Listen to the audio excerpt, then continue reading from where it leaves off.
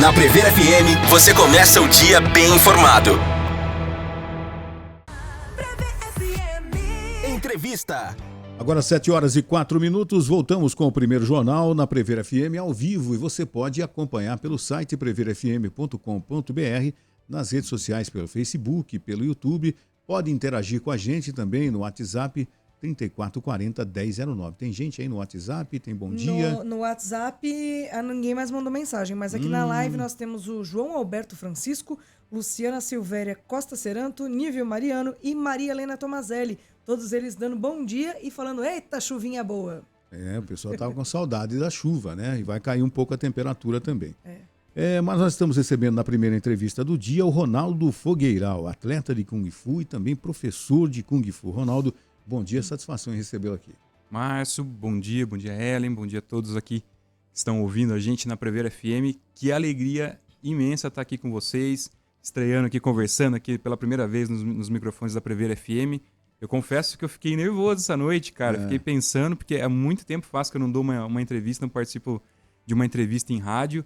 E vim assim numa rádio de alta qualidade, como a Prever FM, tem executado esse trabalho em excelência, me deixou nervoso essa noite, rapaz. E foram muitas entrevistas durante a minha carreira.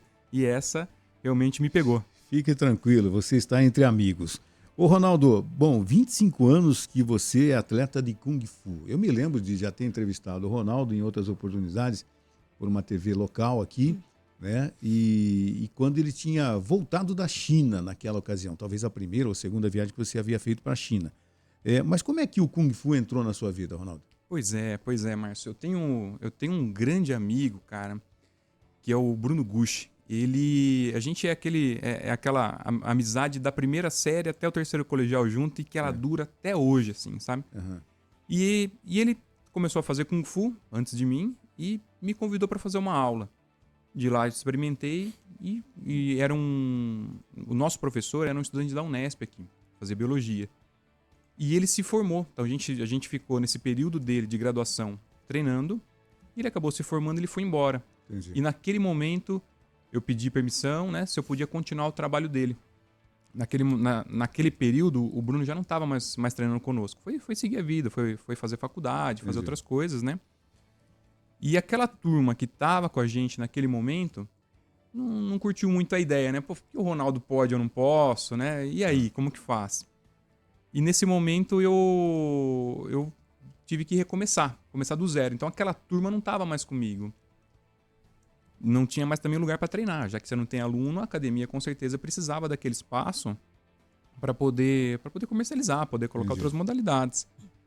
E tinha uma outra coisa também. Eu estava no terceiro ano da minha faculdade de Direito e eu tive que intercalar faculdade, estágio, trabalho, né, e as aulas de Kung Fu. Como tipo o pai do Cris, assim, né? Eu tenho 2 empregos ali, né? E aí e nesse momento, batendo de porta em porta nas academias, algum lugar que me acolhesse aos finais de semana. E é muito difícil. Hoje em dia, praticamente todas as academias, as fits da vida aí, elas abrem de final de semana, de feriado, né? 24 horas por dia, inclusive, algumas. Isso, 24 horas por dia.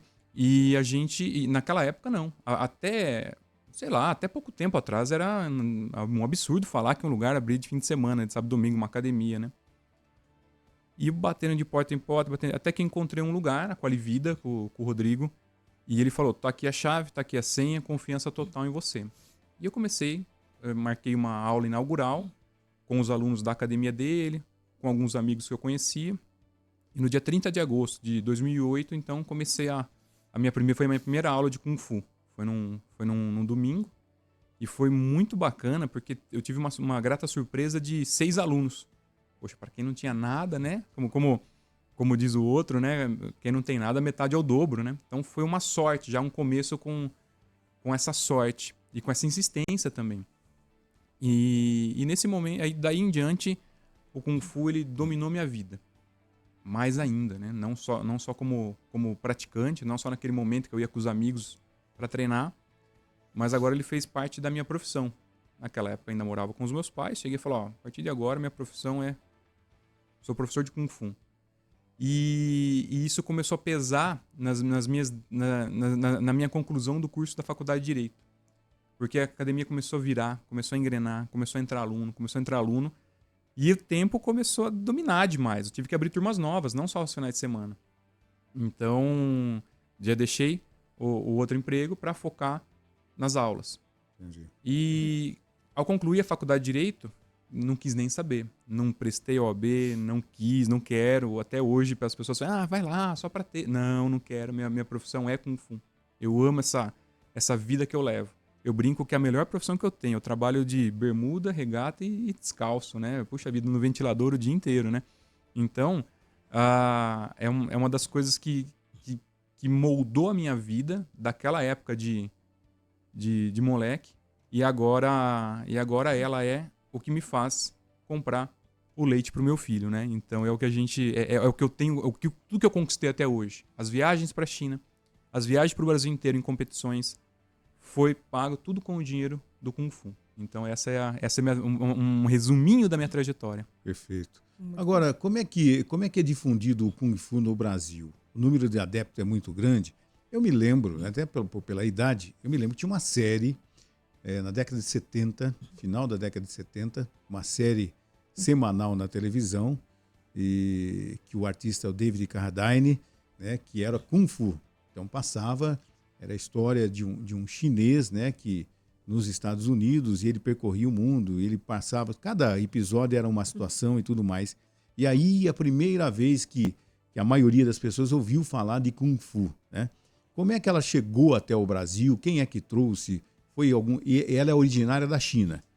E como é que ela chegou até o Brasil e como é que ela é difundida até hoje, Ronaldo? O Kung Fu ele é uma modalidade das artes marciais chinesas. Existem inúmeras artes marciais chinesas. E ele se tornou muito conhecido no Ocidente pelo Bruce Lee, né? Aí depois veio, né, essa famosa série Kung Fu do David Carradine. Ele teve um grande auge, né, uma explosão de praticantes de Kung Fu nos anos 70, nos anos 80. E depois ele entrou um pouco fora de moda. Apesar de ser um nome muito conhecido, né, nas artes marciais, onde você fala, faço Kung Fu, os praticantes ainda não são tão conhecidos devido a não ser um esporte olímpico também, Entendi. né? Há muito tempo já a Federação Internacional ela tenta colocar o Kung Fu como uma modalidade olímpica, mas ainda não conseguiu.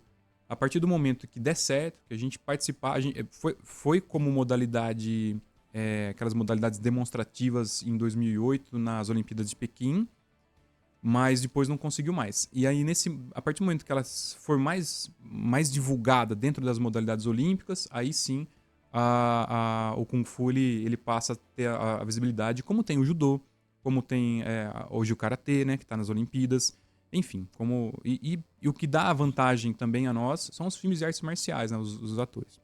No Brasil, em 1960, um chinês chamado Chan Kawai, ele veio para o Brasil e, inclusive, ontem foi o aniversário dele. Ele é falecido já e ontem foi o aniversário dele. E ele veio para o Brasil, ele foi o primeiro professor de Kung Fu, o primeiro mestre de Kung Fu a ensinar Kung Fu no Brasil.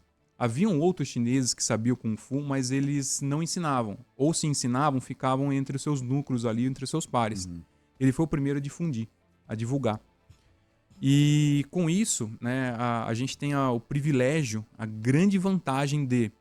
Eu sou aluno do professor Paulo Dinísio, que é aluno do professor Jairo Figueiredo, lá de Limeira.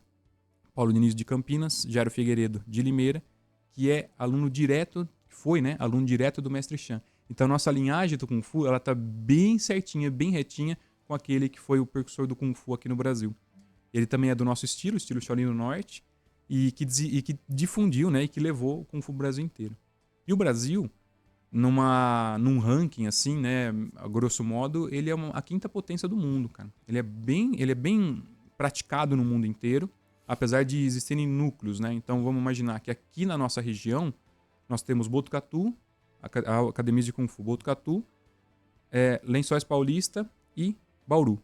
Então é bem espaçado. Então esses núcleos ficam muito centralizados. Aí nós vamos pular lá para Campinas, Limeira e vai para São Paulo. Então eles ficam sempre em pequenos centros ali. Não é que nem O jiu-jitsu, por exemplo, que todas as cidades têm. O Muay Thai, que conseguiu instalar em todas as cidades.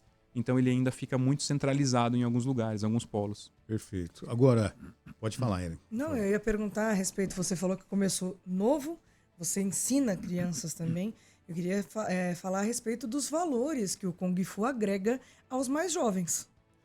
Eu tenho uma turminha que nós começamos... Na verdade, eu já tinha essa experiência antes e agora, recentemente, a gente começou uma nova turminha de Kung Fu Baby, que são para crianças a partir dos 3 anos. Nossa. A última coisa que eu vou ensinar para essas crianças é chute e soco. É técnica de Kung Fu. Primeiro eles vão aprender a ter equilíbrio, a desenvolver a coordenação motora, a desenvolver a sua flexibilidade, fortalecimento muscular. Isso no aspecto físico. Depois a gente tem o aspecto comportamental. A saber que é a hora de treinar, todo final de aula vai ter uma brincadeira. Às vezes a gente, no meio da aula, vamos brincar, depois volta, vamos treinar de novo. E eles vão entendendo a relação, a importância de hierarquia. Eu sou o professor, inclusive o meu filho, o Arthur, faz Kung Fu. E lá é difícil a gente manter, né, aquela postura do professor, porque é muito fofinho vendo ele de uniforme, de roupinha chinesa, treinando. E aí ele também se sente muito à vontade em não obedecer, né? Porque é a academia do papai, eu vou bagunçar. Então é um desafio para ele e para mim também, de como conduzi-los. Então você vai trabalhar aspectos físicos e aspectos mentais, comportamentais, né? O Kung Fu ele tem essa vantagem. A arte marcial no geral, mas onde eu tenho muita prioridade em falar que esses benefícios, eles acontecem, é o Kung Fu. Eu tive alunos que começaram comigo com 5, 6 anos e hoje eles estão indo para a faculdade. E são atletas, eles pegaram, sei lá, hoje eles competem em beach tennis, por exemplo. Tem o Otávio, que é um exemplo, e ganha todo final de semana pódio. Todo final de semana competição ganha. E os pais sempre falam que foi o Kung Fu que desenvolveu, que despertou esse apetite pelo esporte para ele. Não está mais com a gente treinando, mas está praticando outro esporte. Bom, então, né? Essa é uma das coisas que ele acaba levando. Natália. Você falou que o Kung Fu ainda não é um esporte olímpico. O que falta para ele se tornar um esporte olímpico? Falta uma burocracia danada, né? Quando você percebe nas Olimpíadas que entraram 4 modalidades, saíram 4 modalidades, né? Existem alguns requisitos, né, no Comitê Olímpico Internacional que essas modalidades têm que ser preenchidas. Alguns deles se essa modalidade é praticada em X países, em tantos países. Outra coisa, o Kung Fu ele teve que se adequar, né? O Kung Fu ele é tradicional, então se a gente vai lá na academia, a gente ensina a você dar um chute golpe baixo, um golpe contra articulação. Então se você fizer isso numa competição, você não tem atleta, né? Eles se machucam e você nunca vai ter competição. Então eles adequaram as regras para que não tivesse essas lesões, esses machucados, né? Então eles adequaram a modalidade olímpica, que a gente chama de Sandá e de Wushu moderno, colocando regras e etc, padronizando. E só que tem um aspecto que é a influência, né? A influência. Você tem que fazer muito lobby. A gente viu agora recentemente todo o processo de como um filme entra participar de um Oscar e como ele se promove dentro do Oscar, né? Então os atores vão fazendo visitas em países, dando entrevistas. Né? E nessas modalidades olímpicas também não muda. No entanto que o vice-presidente do COI, do Comitê Olímpico Internacional, é chinês. E a Confederação Internacional de Kung Fu, ela transferiu a sua sede da China para a Suíça, no prédio ao lado, onde fica o COI. Então são lobbies que você vai fazendo, que você tenta para conseguir participar, né? Então tem, além do aspecto de requisitos a serem preenchidos, você também tem essa politicagem toda também, né? Em qualquer canto do mundo ali. O Ronaldo, qual que é a principal mensagem que o Kung Fu passa? Porque às vezes já aconteceu, eu já entrevistei muito professor de karatê, de jiu-jitsu, de judô, que ainda existe aquele jovem que quer procurar uma luta marcial no sentido de ser o brigador, de ser o valentão, ou de repente a autodefesa. Qual que é o perfil das pessoas que procuram o Kung Fu hoje? Muito interessante a sua pergunta, Márcio, porque lá na academia nós temos um público muito variado. E quando eu falo muito variado, são as crianças dos 3 anos até pessoas de 70, 80 anos. Além disso, nesse meu retorno, o ano passado eu estive ausente, e nesse meu retorno nesse ano, a gente teve um boom de procura de alunos que têm o TEA, do transtorno do espectro autista. Ontem foi o Dia Mundial da Conscientização do Autismo, e muito interessante que a gente teve um boom desses alunos. Além disso, nós também temos alunos com deficiência física. Nosso sempre um campeão, assim, um guerreiraço, um parceiro nosso, o Guilherme Davatz, é um desses exemplos. O Kung Fu, então, a arte marcial no geral, ela não deve o aluno ter que se adequar à arte marcial. Por exemplo, eu tô para montar uma turma de Kung Fu mais 50 anos. Por quê? Às vezes, pessoas inspiradas no Kung Fu do David Carradine, né? Ela quer fazer Kung Fu. Ela chega e a molecada tá lá saltando, pulando, correndo, chutando forte, aquela suando e tal. E ele fala, puxa, não é pra mim, não consigo. Então, ele vai participar dessa turma de Kung Fu mais 50. Aonde a arte marcial, a academia, o professor tem que se adequar às condições dos alunos. Normalmente os alunos chegam e falam assim, professor, o que você vai dar aula hoje? Eu falei, não sei, não planejei, não pensei. Eu só consigo saber a hora que a gente começa a aula. Por quê? Para eu saber o tipo de público que eu tenho, o tipo de aula que eu vou dar. Então eu tenho que me adequar. O desafio é meu. O aluno, o praticante, ele já teve um grande desafio de sair de casa, se matricular numa academia, de ter, assim, às vezes, superar desafios, como a timidez, como o sedentarismo, né? Como doenças patológicas, crônicas, enfim, como muitas outras desafios que ele passa e como a gente passa no dia a dia também. O cara já vai chegar lá, ainda vai ter que pensar numa aula que não está agradando ele, que não comporta o tipo dele, o perfil dele, ele não vai sair de casa. Então eu vou me adequar para que ele se sinta bem. Kung Fu tem que fazer bem. Tem que fazer bem. Então a gente adequa essa aula. Não tô dizendo que a aula é fácil, não tô dizendo que eu vou pegar leve, né? Puxa vida, que maravilha, essa aula sempre vai ser muito boa, assim, nesse sentido. Não. Ao contrário. Se a aula tá pesada, é porque você tá evoluindo. E eu não posso deixar uma aula leve. Então a aula seguinte vai ser um pouquinho um desafio maior, na outra aula um pouquinho maior, porque você tá ficando forte, né? E você teve na China 2 vezes, né? O que acontece? O Kung Fu também evolui ou a tradição se mantém? Não, o Kung Fu, ele, como eu falei, né, ele evolui muito. A gente tem o Kung Fu tradicional, mas dentro do Kung Fu tradicional, existe o Kung Fu tradicional e o Kung Fu moderno, que a gente chama de Wushu hoje em dia. E o Kung Fu tradicional, mesmo ele mantendo as suas raízes de ensinamento, né, puxa, o nosso mestrão ensinou que o soco era desse jeito. Vou continuar ensinando assim. Ótimo, a aplicação, o golpe é assim. Só que o professor, ele tem que se adequar hoje em dia, como eu falei, às condições de treino. A estudar fisiologia, cinesiologia, até mesmo noções num contexto geral de educação física, para ele conseguir, aliás, aspectos de treinamento, de treinamento mental para os atletas também, principalmente atletas competidores, né?